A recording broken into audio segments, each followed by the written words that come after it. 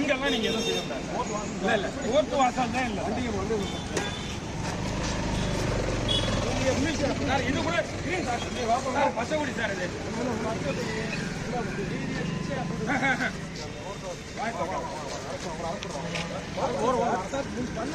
வண்டி டிரைவர்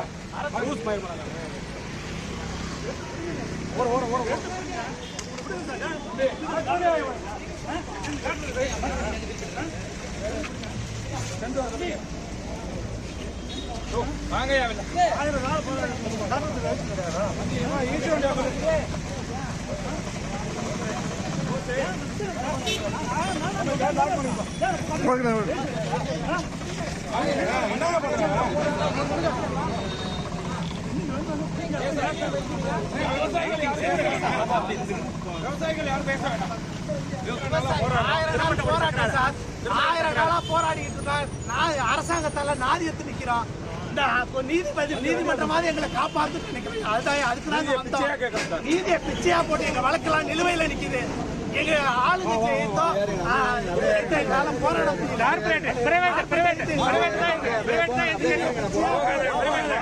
நிக்கிறேன்.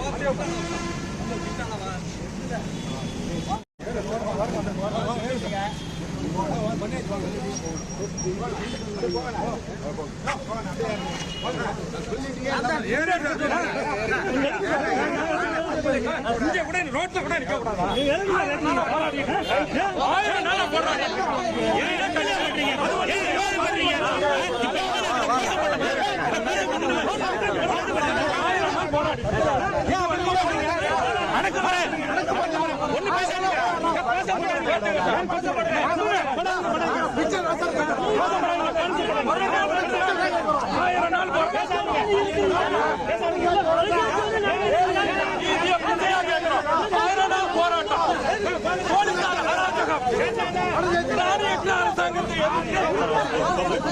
கையாளாகாத அரசாங்கத்தை 1000 நாள் போராட்டம்.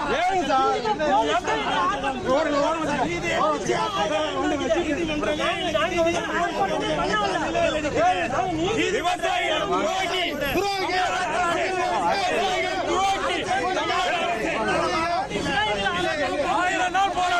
கண்டுகொள்ளாத அரசை கண்டித்து நீதியை பிச்சையாக கேட்கும் போராட்டம்.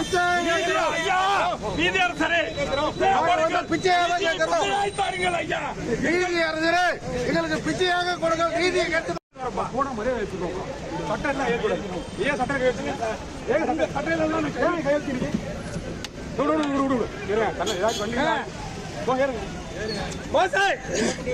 போலீஸ் அடிக்கிறாங்க. மீடியா என்ன மட்டும் தனியா அனுப்பிச்சு போறதுக்கு காரணம் என்னன்னு கேள்வி சார். போலீஸ்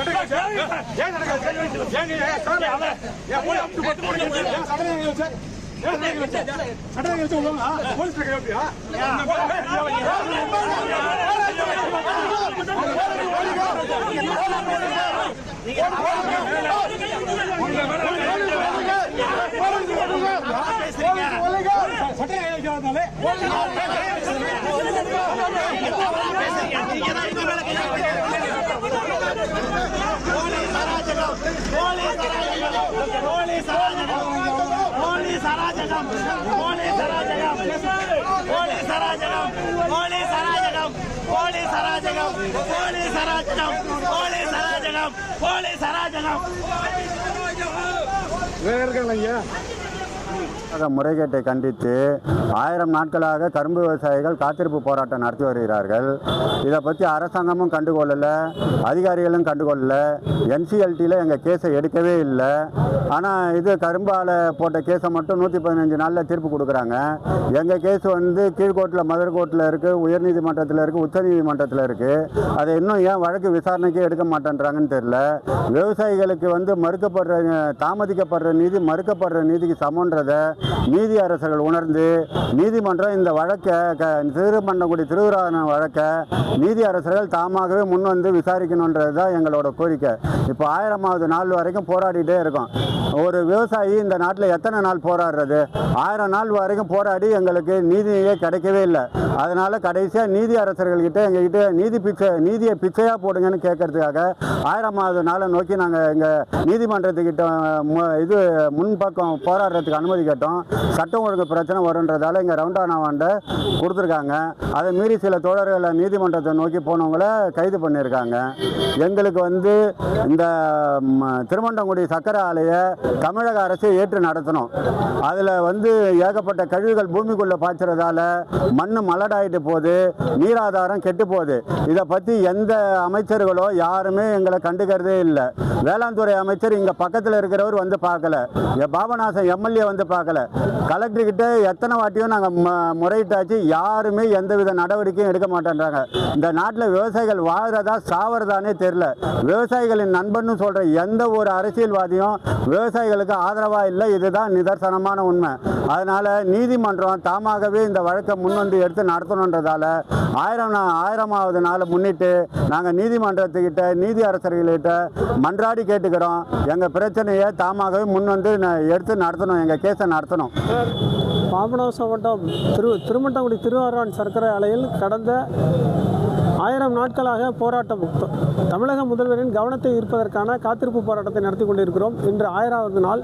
இந்த நாளில் வந்து நாங்கள் பல கட்ட போராட்டங்களை நடத்தி அரசுக்கு உணர்த்தி பார்த்தோம். இதுவரை அரசு எங்கள் கோரிக்கைகளை செவி சாய்க்காத நிலையில் நாங்கள் வந்து சட்ட போராட்டமும் பாபநாசம் கீழ்கோர்ட்டிலிருந்து